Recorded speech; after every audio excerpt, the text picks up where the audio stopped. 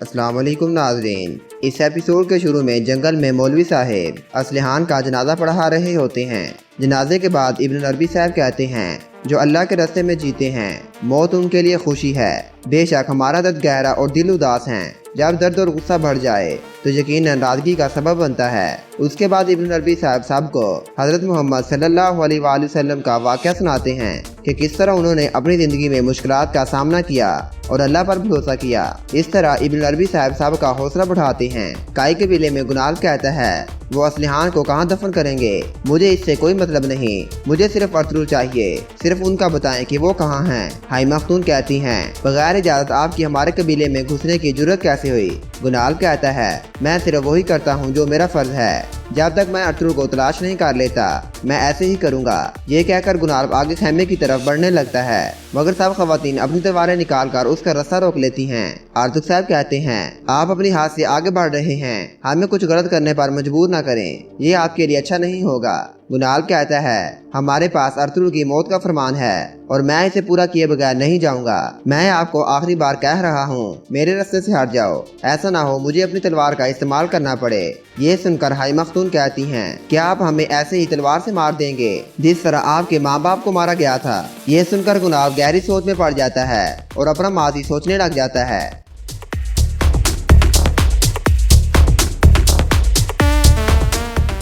उसके बाद गुनाल अपने सिपाहियों से कहता है, चलो हम किले वापस चलते हैं, और कबीले वालों से कहता है, अगर अरतुल कबीले वापस आए या किसी का उससे राब्ता हो तो हमें जरूर इतला देना। जब तक वो हिसाब नहीं देते हम आराम से नहीं बैठेंगे। ये कहकर सब लोग वहाँ से चले जाते हैं। उनके जाते ही हशमतुद्दीन के राजा आकर अरतुल साहब से कहते हैं, मुझे फौरन अरतुल साहब के पास ले जाएं। मैं रियासत का अमीर हशमतुद्दीन का राजा हूँ। कब्रिस्तान में तुर्गत असलिहान की कब्र पर पानी डाल रहा होता है और काफी ज्यादा रो रहा होता है और कहता है, मैं जाते हुए हमारा कबीला आपके हवाले करके गया था। मुझे क्या पता था जब मैं वापस कबीले आऊंगा मुझे आपको सफेद कफन पहनाना पड़ेगा। जिन्होंने तुम्हारे साथ ये किया है असलिहान, अगर मैंने उनसे तुम्हारा बदला ना लिया तो जिस जमीन पर मैं चलता हूँ ये मेरी कब्र बन जाए। मैं तुम्हारा बदला जरूर लेकर रहूंगा।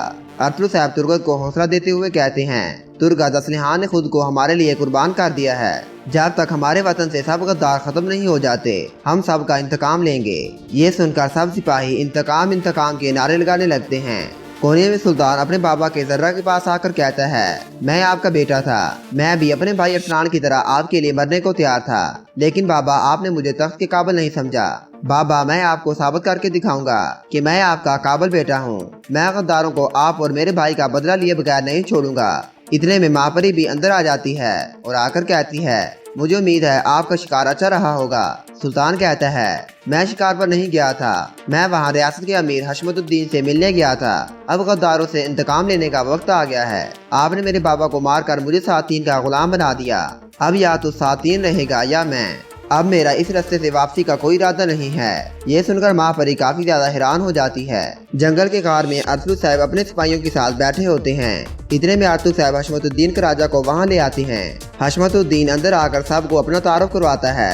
अरतुल कहता है, आपका इतनी दूर से आने का मतलब कोई जरूरी काम है। हशमतुद्दीन का राजा कहता है, मैं यहाँ सुल्तान का फरमान लेकर आया हूँ और वो फरमान सातीन की मौत का फरमान है। फिर वो सुल्तान का फरमान अरतुल को देते हुए कहता है, आपने अपने खत में सुल्तान से जिस तरह की दरख्वास्त की थी सुल्तान ने उसी काम के लिए हम दोनों को चुना है। हम मिलकर कुपैक को मारेंगे। शामसाद किले से वापसी पर वो सिवास में आराम करेगा, हम उसे वहीं पकड़ लेंगे। अरतुल कहता है, वो शामसाद से फातिहा और काफी ज्यादा फौज के साथ वापस आएगा, हमें उसके लिए तैयार रहना होगा।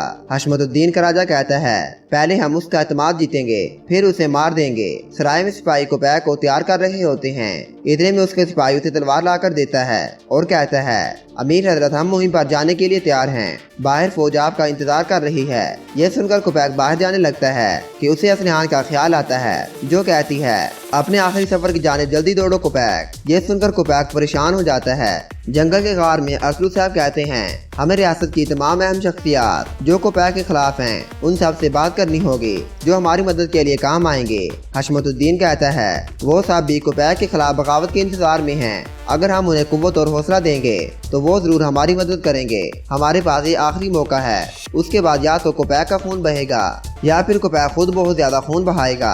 ये कहकर हशमतुद्दीन वहाँ से चला जाता है। उसके जाने के बाद अरतुल साहब अपने सिपाहियों से कहते हैं, अब हम एक खौफनाक और मुबारक सफर पर रवाना होने वाले हैं। अब उस सांप का सर कुचलने का वक्त आ गया है जिसने अपना जहर हमारी रियासत में फैलाया हुआ है। अब रियासत को बचाना हमारे हाथ में है। हमारा सिर्फ एक मकसद है और वो है हमारी रियासत को गद्दारों से पाक करना। ये कहकर सब वहाँ से रवाना हो जाते हैं। सफर के दौरान उनके सामने एक तीर आकर लगता है। एक शख्स कहता है, अरतुल साहब मैं आपके लिए अमीर हशमतुद्दीन का पैगाम लाया हूँ। अरतुल कहता है, हशमतुद्दीन कहाँ है? वो सिपाही कहता है, वो कारी पहाड़ी के गार में आपके मुंतजिर हैं। अरतुल कहता है, फिर हमें बिना तखीर किए चलना चाहिए। ये कहकर सब वहाँ से चले जाते हैं। दूसरी तरफ कोपैक मुहिम पर जाने से पहले एक नक्शे पर बातचीत कर रहा होता है कि हम पूरे किले का घेराव करेंगे, हम मंजनीकों से उन पर हमला करेंगे। इस तरह कोपैक अपने कमांडर को जंग की सारी हिकमत अमली बताता है और उन्हें वहाँ से भेज देता है। उनके जाने के बाद सिपाही अंदर आकर कहता है, अमीर हजरत कोनिया से एक अहम खबर आई है। सुल्तान गियासुद्दीन और महापरी खतून महल से चले गए हैं। ये सुनकर कोपैक काफी ज्यादा हैरान होकर कहता है, ये कैसे हो सकता है? वो कहाँ जा सकते हैं? क्या मैंने आपसे कहा नहीं था कि तुम मुझे महल में होने वाले हर इकदाम की खबर दोगे? फिर वो कैसे महल को छोड़कर कहीं और जा सकते हैं? जंगल में अरतुल साहब सिपाही के साथ गार में हशमतुद्दीन के पास पहुंच जाते हैं और कहते हैं, आपने किस वजह से हमें वापस बुलाया है? इतने में सुल्तान और महापरी भी अंदर आ जाते हैं। अरतुल साहब उन्हें देखकर काफी ज्यादा हैरान हो जाते हैं और कहते हैं, सुल्तान मुअज्जम आप लोगों ने अपना भेष क्यों बदला हुआ है? क्या कोनिया में कुछ गलत हुआ है? सुल्तान कहता है, अभी तो नहीं, अलबत्ता होने वाला है। महापरी कहती है, कोपैक के खिलाफ जो भी आया उसने उसे मार दिया। कोपैक ने रियासत की हर एक चीज पर कब्जा कर लिया है। हम महल में एक कदम भी नहीं उठा सकते। हर जगह उसके आदमी तैनात हैं। सबकी नजरें हम पर हैं। इसलिए हम भेष बदल कर महल से निकल आए ताकि हम आपसे बात कर सकें। अरतुल कहता है, अगर आप सांप को मारने की बजाय उसे पालेंगे तो वो सबसे पहले जिसे डंग मारेगा वो आप ही होंगे। सुल्तान कहता है, ये वाज़िह है कि अगर कोपैक को सामसात में फतह हासिल होती है तो वो कोनिया पहुंचने से पहले हमें खत्म कर देगा। अरतुल कहता है, हम उसकी सामसात से वापसी का इंतजार नहीं कर सकते। उससे पहले हमें उस पर काबू पाना होगा। सुल्तान कहता है, कोपैक ने अमीर कामरी को भी काबू कर लिया है। अरतुल कहता है, अमीर कामरी रियासत के गैर मामूली शख्स हैं। अगर उसने उसे पकड़ लिया तो वो उसे जिंदा नहीं छोड़ेगा। अगर अमीर कामरी मार गए तो कोपैक उनकी फौज पर भी अपना गुलबा हासिल कर लेगा। इसकी रियासती कुव्वत हाथ से ज्यादा मजबूत हो जाएगी। कोपैक को अमीर कामरी तक पहुंचने से पहले हमें अमीर कामरी को बचाना होगा। दूसरी तरफ कोपैक महापरी और सुल्तान के बारे में परेशान होता है और अपने सिपाही से कहता है, हर तरफ सिपाही फैला दो, वो हर हाल में उन्हें ढूंढ कर लाएं। जब मैं मुहिम से वापस आऊंगा तो मैं खुद उनकी सजा मुकर्रर करूंगा। और कहता है, क्या तुम्हें अमीर कामरी की कोई खबर मिली है? सिपाही कहता है, जनाब उन्हें गिरफ्तार कर लिया है। कल उन्हें आपके हुजूर पेश किया जाएगा। कोपैक कहता है, आला, कल उसे मेरे पास आने दो, मैं खुद उसका सर उतारूंगा। एक बार मैं किला फतह कर लूं, फिर मैं हर एक का सर उतार उनके सरों का पहाड़ बनाऊंगा। गार में हशमतुद्दीन का राजा कहता है, मेरे खोजियों ने इतला दी है कि अमीर कामरी को ले जाने वाले सिपाही किलानक पहाड़ी को पार कर चुके हैं। अरतुल कहता है, इसका मतलब है कल शाम तक वो कोपैक की फौज तक पहुंच जाएंगे। हमें बिना तखीर किए रवाना होना चाहिए। हम सुबह के वक्त उन पर हमला करेंगे और अल्लाह के हुक्म से हम अमीर कामरी को बचा लेंगे। फिर अरतुल साहब सुल्तान से कहते हैं, अब कोने जाना आपके लिए खतरे से खाली नहीं है। सुल्तान अलाउद्दीन को मेरे सामने जहर दिया गया था। शहजादे अरसलान ने मेरी बाहों में अपना दाम तोड़ा। मैं हर चीज से वाकिफ होकर आपको मौत की तरफ नहीं भेज सकता। सुल्तान मुअज्जम यही बेहतर होगा कि आप मेरे कबीले में रहें। जब तक कोपैक का मसला अंजाम को नहीं पहुंचता आप मेरे मेहमान बन सकते हैं। जब तक रियासत से गद्दारों का सफाया नहीं हो जाता मैं लौट कर कबीले वापस नहीं आऊंगा। उसके बाद अरतुल साहब अपने सिपाहियों से कहते हैं, महापरी और सुल्तान मुअज्जम को कबीले ले जाओ। ये सुनकर कुछ सिपाही सुल्तान और महापरी के साथ वहाँ से चले जाते हैं। उनके जाने के बाद अरतुल साहब भी अपने सिपाहियों के साथ गार से बाहर आ जाते हैं। और यहाँ पर इस एपिसोड का इख्तिताम हो जाता है।